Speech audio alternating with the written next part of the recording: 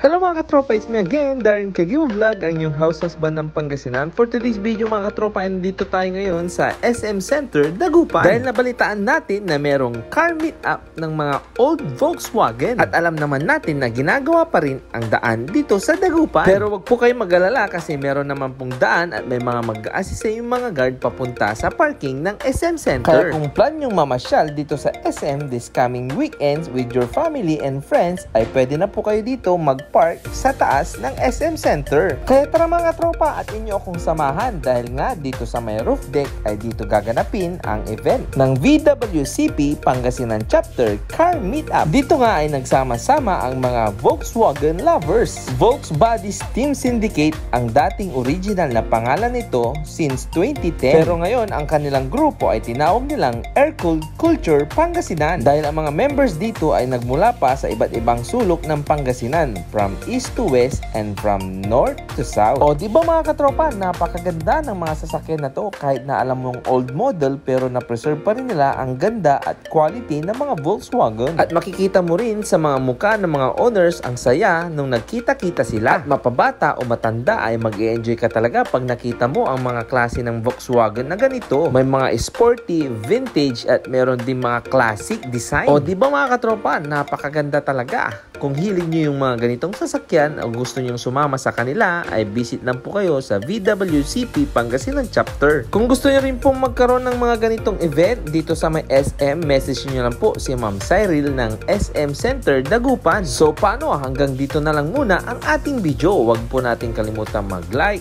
follow and share. At syempre maraming salamat kay Ma'am Cyril at sa grupo ng VWCP Pangasinan Chapter. Muli, this is Darren Kagiwa Vlog na nagsasabing kahit anong pait ng buhay, always remember, God is good all the time. Yaminess!